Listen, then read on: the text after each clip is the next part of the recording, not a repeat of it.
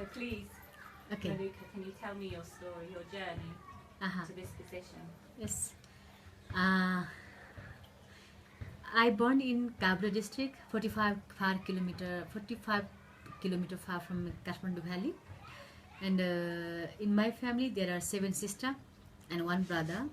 But according to our social norms and value, our Nepali society always wanted to the boy.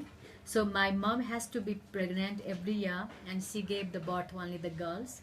And last I was in 1992.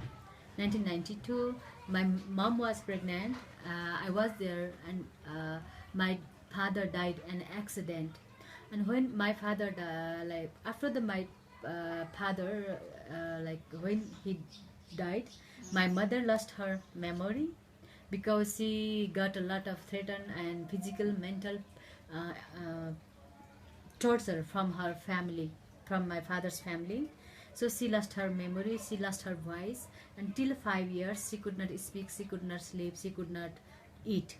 So 5 years, till 5 years, cigarette was a good friend of her. She was a chain smoker, and ultimately that smoking habit attacked her lungs, and there was lungs problem. So when I was 14, she died also.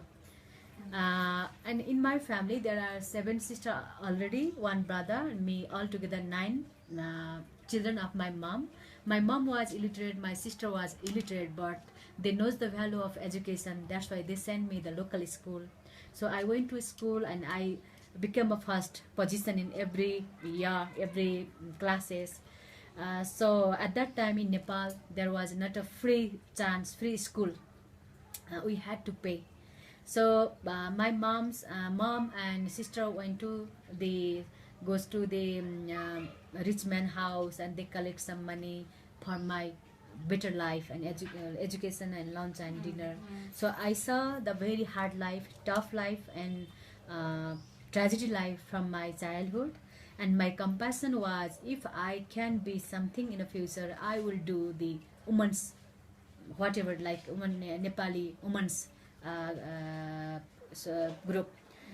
So when when my mother was alive, my life was quite good. But when she died, my life became worse. So I came to street.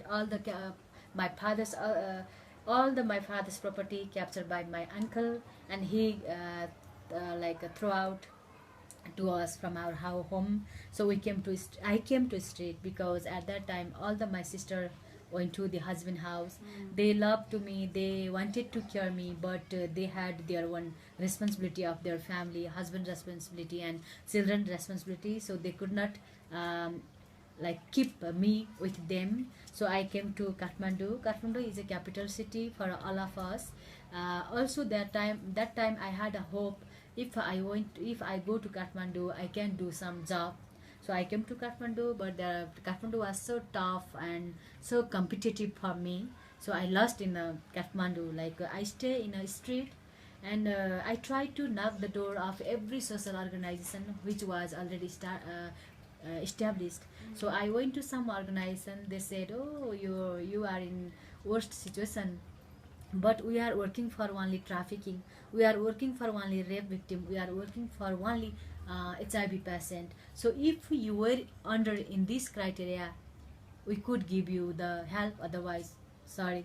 So when I heard from this organization, all the organizations, so I felt, oh my god, if that if I need some help from anyone, I should be raped, I should be like traffic, I should be like a drug user. So I could not understand what they are doing.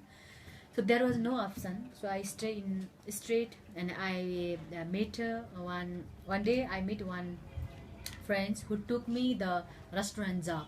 And my duty was singing, 6 hours singing. And the owner said, I will pay you uh, like uh, I will pay you like 100, no 100, $50. I will pay you $50. You can sing for us, just only 6 hours. So I thought at that time that was a good opportunity to me, because I had never been experienced to the earning money and job. So I thought that is a good opportunity to me. So I went to because singing also and music also my interest. So I went to do that job. And later on, after 30 days, in Nepal, there are after 1 month, owner have to pay to employee. When the day was he's supposed to pay me the salary of 1 month. And I asked the money, and he said, if you need money, you have to go to the sleep of this man. And that was one customer. And he said, why I have to go to the sleep? I'm singing for you 1 month. And he said, this is not a good time to talk more, but only listen. There is no any businesses, so I am unable to pay you the salary. If you need salary, if you need money, you can go to the sleep with him. So after this word, I became too much hard as well as angry. So I try to fight myself, as well as I try to save to other who is working with there. It was happening in 1998. So 98, 99, like 2000 till 2004, I struggled, and same time I working over there. And my duty was, I was working there, not only the earning the money, my internal motto to how I can motivate to others, how I can protect to others. So I slowly tried to motivate to others. Slowly, gradually, there was a 14 women was ready to follow my path, and slowly, within 6 years, there was 85 women who was blindly ready to do if they need something from my side. So the collectively voice, they encouraged me, why not we establish one organization. But at that time I was only 21 years in 2004. So I thought social work and social activities should be only for after entire after retired lives.